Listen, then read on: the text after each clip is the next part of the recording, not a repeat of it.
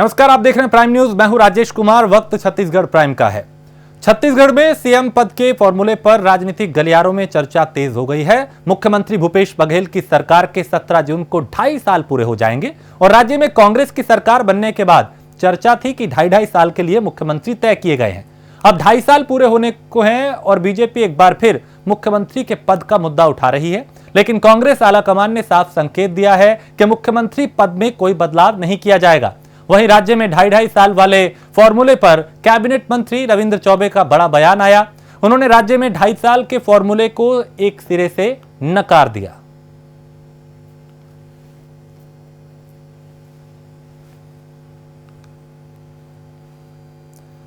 अनुपमा हमारी संवाददाता इस पे ज्यादा जानकारी के साथ है। अनुपमा, छत्तीसगढ़ की राजनीति की अगर बात करें तो 2.5 साल सरकार को पूरे हो गए और जो मुख्यमंत्री को लेकर फॉर्मूला था उसको लेकर क्या अंदर खाने में चल रहा है?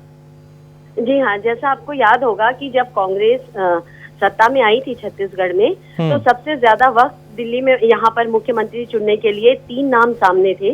ताम्रध्वज साहू, टीएस सिंहदेव, जो कि एक जो गृह मंत्री हैं अभी, और एक हैं वो टीएस सिंहदेव साहब, वो स्वास्थ्य मंत्री हैं वो, और ये भूपेश बघेल थे। तो ये तीनों वहाँ थे उस वक्त, और तीनों ही प्रबल दावेदार थे मुख्यमंत्री पद के लिए छत्तीसगढ़ में। लेकिन ये भूपेश बघेल ने बाजी उस वक्त मार ली थी। लेकिन जब ये आई थी तभी ये बातें सियासी गलियारों में थी कि जब ये 2.5 साल होंगे या आधे समय का कार्यकाल 2 लोगों को दिया जाएगा, जिसमें अभी जो नाम चल रहा है वो टीएस सिंहदेव का है। जी हाँ, बीजेपी के जो वरिष्ठ नेता हैं और पूर्व मंत्री हैं, उन्होंने अभी ट्वीट किया था कि अब 2.5 साल पूरे हो रहे हैं और देखना होगा कि टीएस सिंहदेव बनते हैं मुख्यमंत्री या भूपेश बघेल रहते हैं या फिर दूसरे को मौका है। जी तो अनुपमा, क्या अभी ऐसे संकेत हैं कि भूपेश बघेल की जगह कोई और इस पद पे आ सकता है? 2.5 साल का जो फॉर्मूला है उस पे बढ़ा जाएगा? संगठन की इस पे क्या राय है, या फिर अभी भूपेश बघेल ही रहेंगे मुख्यमंत्री? देखिए, बीजेपी जो विपक्ष है वो तो इस बात को चटखारे लेकर बयान कर रहा है और उसके लिए एक मुद्दा भी है। ये इस बात को जनता में इस सरकार की अस्थिरता प्रदर्शित करने का ये एक अच्छा मौका है। और जो कांग्रेस के जो नेता हैं, आज जैसे कि बयान आया है कृषि मंत्री रविंद्र चौबे का, उन्होंने कहा नहीं, ऐसी कोई बात नहीं है, 70 विधायकों का समर्थन है और भूपेश बघेल की सरकार जो है वो रहेगी। वो आलाकमान उनसे खुश हैं, राहुल गांधी, तो उन्होंने ये साफ कर दिया। लेकिन 2-4 दिनों पहले ही टीएस सिंहदेव का भी बयान आया था और उन्होंने बहुत ही उनसे साफ पूछा गया था कि 2.5 साल पूरे हो रहे हैं, अजय चंद्राकर का ये ट्वीट है, तो आप क्या कहेंगे? तो उन्होंने कहा, उन्होंने बड़ी ही सफाई से इस बात को कहा था कि राजनीति में लिखा हुआ कुछ नहीं होता है, जो है वो व्यवहारिकता पर राजनीति आधारित होती है। तो उनका भी बयान जो है वो थोड़ा यानी उन्होंने बहुत ही चतुराई से उस बात को फेस किया था मीडिया को। बिल्कुल, अभी इसके कई मायने हैं। अनुपमा, आप मेरे साथ बने रहिए, कुछ और खबरों पे आपसे जानकारी लेंगे। फिलहाल शुक्रिया। और खबर रायपुर से है, जहां महंगाई के मुद्दे पर कांग्रेस लगातार केंद्र सरकार को घेर रही है।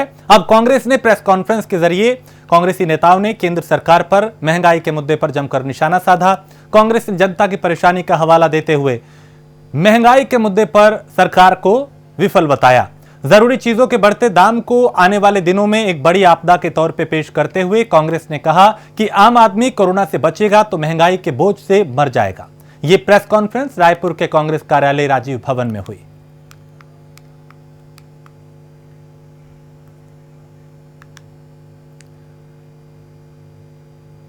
और गरियाबंद नगर कांग्रेस कमेटी के तत्वाधान में कांग्रेस ने अपनी 7 सूत्रीय मांगों को लेकर नगर पालिका परिषद का घेराव किया। इस दौरान कांग्रेस कार्यकर्ताओं ने नगर पालिका सीएमओ संध्या वर्मा और नगर पालिका परिषद के खिलाफ जमकर नारेबाजी की। ऐसे में कार्यकर्ताओं का कहना है कि गरियाबंद बाजार के अंदर अवैध कब्जे पर पालिका सिर्फ गरीबों के ऊपर कार्रवाई कर रही है, जबकि बाजार के अंदर कब्जे में रसूखदार लोगों के कब्जे को नहीं तोड़ा जा रहा।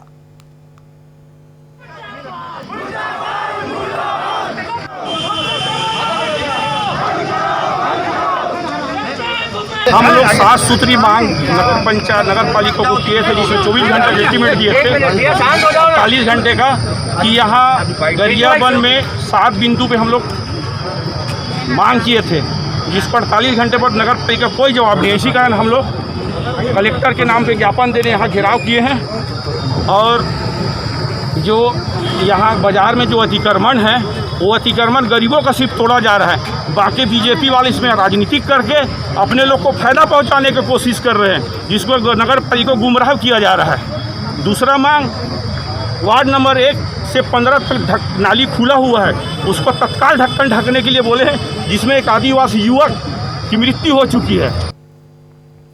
कैबिनेट मंत्री रविंद्र चौबे अपने काफिले के साथ साजा विधानसभा क्षेत्र के देवकर नगर पंचायत पहुंचे, जहां पर कांग्रेस कार्यकर्ताओं ने उनका जोरदार स्वागत किया, जिसके बाद मंत्री ने नगर देवकर स्थित स्वामी आत्मानंद अंग्रेजी माध्यम विद्यालय के उद्घाटन के साथ क्षेत्र के कई इलाकों के विकास कार्यों का भूमि पूजन भी किया। इस मौके पर मंत्री के साथ कई प्रशासनिक अधिकारी भी मौजूद रहे। हम छत्तीसगढ़ के पूरे प्रदेश में स्वामी आत्मानंद जी के नाम से अंग्रेजी माध्यम का स्कूल प्रारंभ करने जा रहे हैं। सौभाग्य से हमारे देवकर में भी ये प्रारंभ हो रहा है। छात्रों की भर्ती अब प्रारंभ हो गया है, बहुत जल्दी ये शुरू हो जाएगा। और हमारे किसान के बच्चे, गरीब मजदूर के बच्चे बड़े बड़े प्राइवेट अंग्रेजी स्कूलों में पढ़ाने से अपने बच्चों को वंचित रह जाते हैं, उसके लिए व्यवस्था है। मैं ऐसा समझता हूँ कि छत्तीसगढ़ सरकार की बहुत महत्वपूर्ण योजना है, जिसका आज शुभारंभ आपके देवकर में हुआ। बिलासपुर में प्रसिद्ध महामाया मंदिर के पट खुल गए हैं और श्रद्धालु केवल दर्शन कर पा रहे हैं। इस दौरान पूजा पाठ और प्रसाद की मनाही है। बता दें कि कोरोना के बढ़ते मामलों के चलते मंदिर को बंद रखने का निर्णय लिया गया था।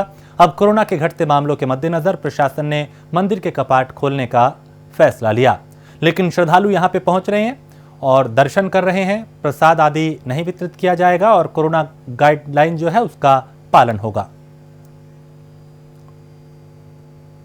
और कोरोना के दौरान छत्तीसगढ़ मूर्तिकार चित्रकार संघ प्रदेश भर में सैनिटाइजर रथ चला रहा है, जिसके तहत जिले में सैनिटाइज करने का काम किया जा रहा है। और सैनिटाइजर रथ पहली बार बिलासपुर पहुंचा। जनप्रतिनिधियों के साथ पहुंचे विधायक और महापौर ने सैनिटाइजर रथ द्वारा किए जा रहे काम को सराहा और जमकर उनका हौसला बढ़ाया।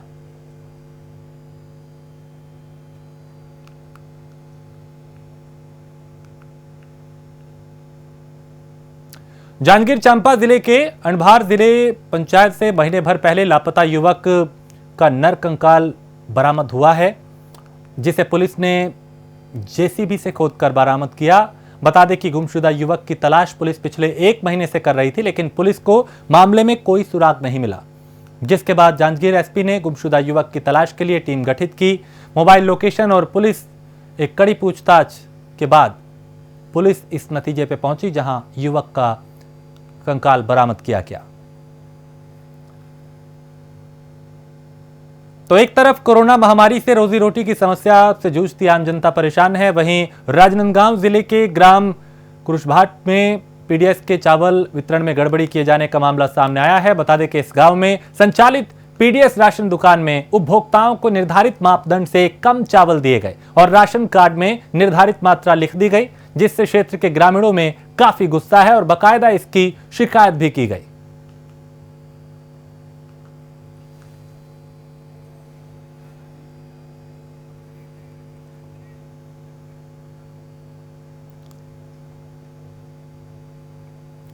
और राजनांदगांव में लगातार बढ़ती महंगाई को लेकर जिला कांग्रेस कमेटी ने प्रेस कॉन्फ्रेंस कर केंद्र सरकार पर जमकर निशाना साधा और मोदी सरकार पर महंगाई बढ़ाने का आरोप लगाया।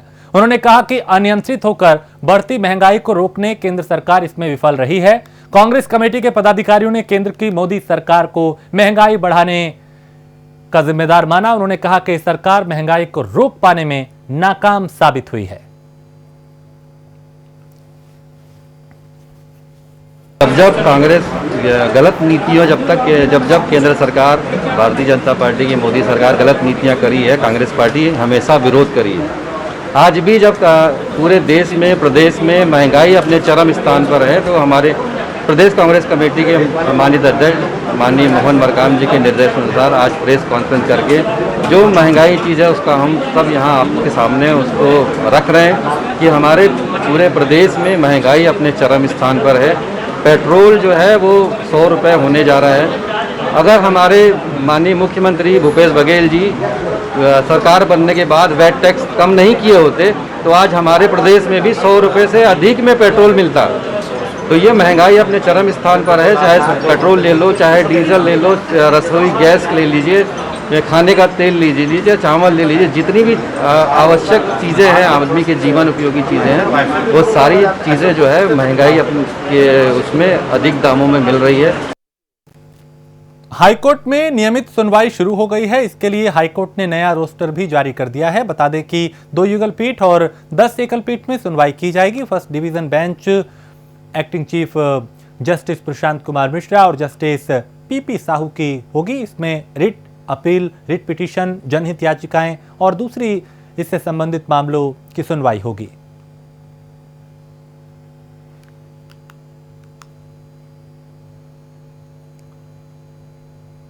कोरिया में विश्व पर्यावरण दिवस के मौके पर ग्राम जूनापारा में पौधारोपित कर सीएम वृक्षारोपण प्रोत्साहन योजना की उन्होंने शुरुआत की। साथ ही पर्यावरण संरक्षण और संवर्धन का संदेश दिया। बता दें कि सीएम भूपेश बघेल ने वर्चुअल कार्यक्रम में वृक्षारोपण प्रोत्साहन योजना का शुभारंभ किया और ग्राम पंचायत जूनापारा में कृषकों को वर्मी कॉम्पोस्ट का वितरण भी किया गया। 2 एकड़ क्षेत्रफल में 200 पौधों का लक्ष्य रखा गया है। 200 पौधे आम के ग्राफ्टेड पौधों का यहाँ पे रोपण किया गया है और ये मुख्यमंत्री वृक्षारोपण प्रोत्साहन योजना के तहत इनका रोपण है। इसकी सुरक्षा का दायित्व और पूरा साथ संभाल कर रखरखाव का दायित्व वन प्रबंधन समिति जूनापारा का रहेगा। इससे होने वाली जितनी भी आमदनी है वो समिति के खाते में जाएगी, जिसका उपयोग वो अपने आवश्यकता अनुसार कर सकेंगे।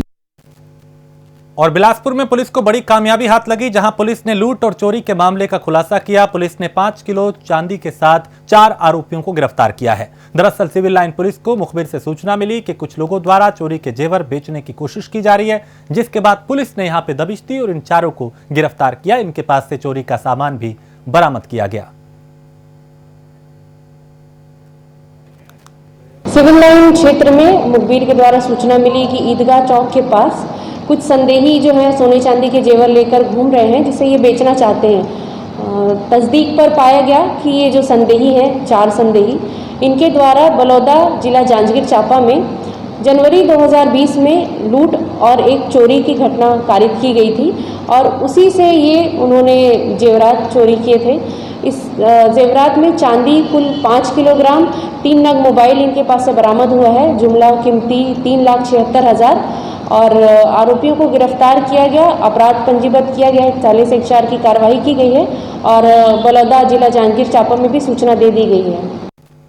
जांजगीर चांपा के ग्राम पंचायत झर्रा सचिव की मनमानी लगातार बढ़ती जा रही है। ग्राम पंचायत झर्रा के सचिव रमेश साहू ज्यादातर पंचायत भवन से नदारद रहते हैं और सचिवालय में ताला लटका रहता है। ग्रामीण इसके चलते कई बार परेशान होते हुए दिखाई देते हैं।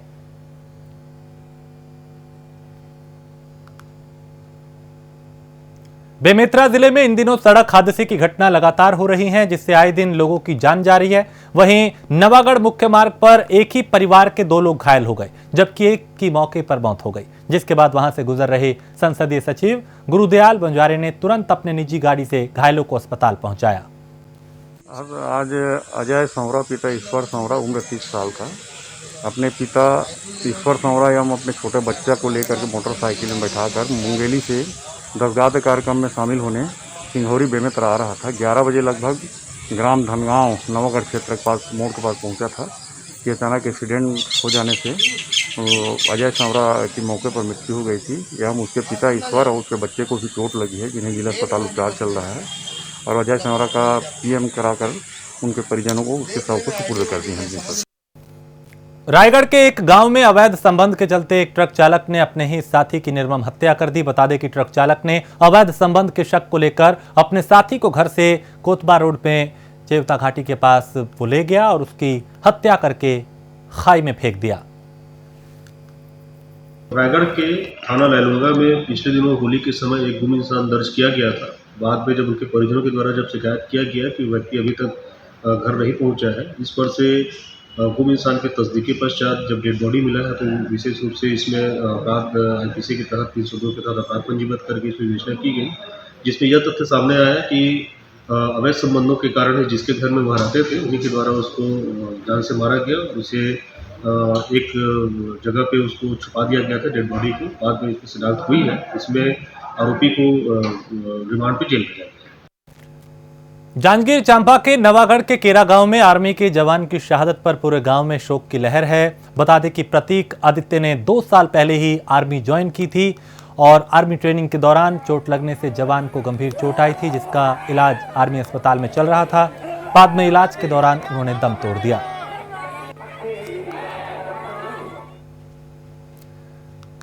बेमेतरा के हथमुड़ी गांव में लोग आज भी मूलभूत सुविधाओं से वंचित हैं। बता दें कि यहां के लोग आज भी पुरानी जिंदगी जी रहे हैं। यहां पर ना तो पक्की सड़क है, ना ही कोई मूलभूत सुविधाएं हैं और ऐसे में ग्रामीणों का कहना है कि इस गांव में ना तो कोई नेता ध्यान दे रहा है और ना ही कोई अधिकारी।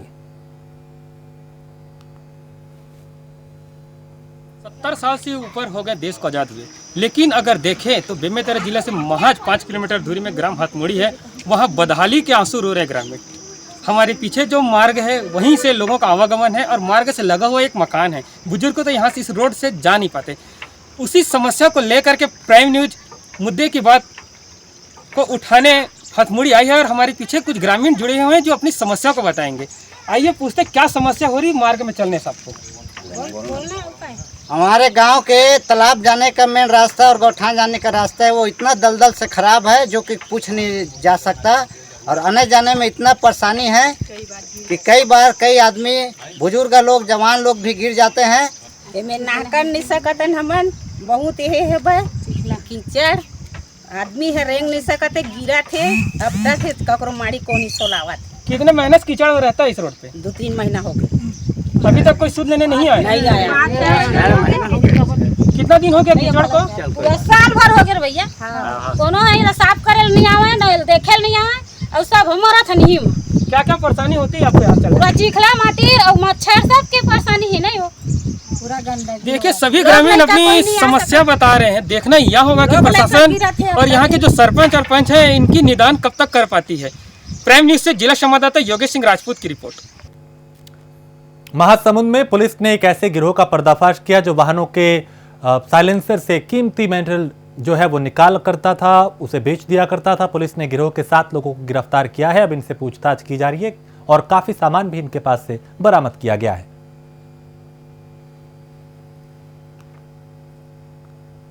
रायपुर से बड़ी खबर सामने आई, जहां छत्तीसगढ़ में जल्द ही स्कूल खुल सकते हैं। दरअसल शिक्षा मंत्री प्रेम सिंह साय टेकाम ने इस बात के संकेत दिए हैं। शिक्षा मंत्री ने कहा कि 16 जून के बाद स्कूलों को खोलने पर राज्य सरकार विचार करेगी। वहीं माना जा रहा है कि कैबिनेट की अगली बैठक में स्कूल खोलने का निर्णय लिया जा सकता है। वहीं शिक्षा मंत्री ने कहा कि अब धीरे धीरे संक्रमण कम हो रहा है और ऐसे ही हालात रहे तो प्रदेश में स्कूल को खोलने पर विचार किया जा सकता है। तो राज्य में स्कूल जल्द खुल सकते हैं, ऐसे संकेत दिए जा रहे हैं। चूंकि अब कोरोना पे पूरी तरह से काबू पा लिया गया है, जो दूसरी लहर थी, और इसको लेकर अब स्कूल चूंकि बंद है कोरोना के चलते, लेकिन जिस तरीके के आंकड़े कोरोना के अब रोजाना सामने आ रहे हैं उसको देखते हुए ऐसी संभावना है कि सरकार स्कूल खोलने पर विचार कर रही है ताकि शिक्षा और ज्यादा प्रभावित ना हो, बच्चों की जो पढ़ाई है वो ज्यादा प्रभावित ना हो सके। तो स्कूल खोलने पर सरकार फिलहाल विचार कर रही है, मंथन कर रही है, समीक्षा कर रही है, फीडबैक ले रही है कि अगर खोलते हैं तो इसके परिणाम क्या हो सकते हैं, क्या क्या सावधानियां रखनी होंगी और किस नियम के आधार पे स्कूल खोले जा सकते हैं, कैसे आगे बढ़ा जा सकता है ताकि बच्चों को सुरक्षित भी रखा जा सके और स्कूल भी खुले जा सके।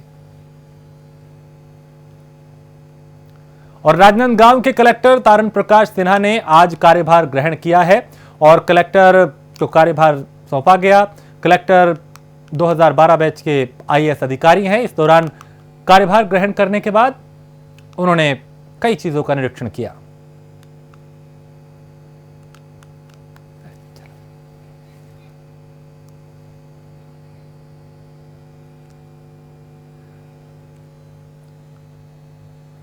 तो पदभार ग्रहण करने के बाद पत्रकारों से उन्होंने चर्चा भी की और कहा कि कई चुनौतियां उनके सामने हैं, उस सब से उभरा जाएगा, निपटा जाएगा और कोशिश यह है कि लोगों को वक्त रहते सुविधाएं मिल पाएं। किसी को किसी तरह की दिक्कत ना हो, विभागों में बेहतर तालमेल हो और लोगों की शिकायतें वक्त रहते दूर की जा सकें।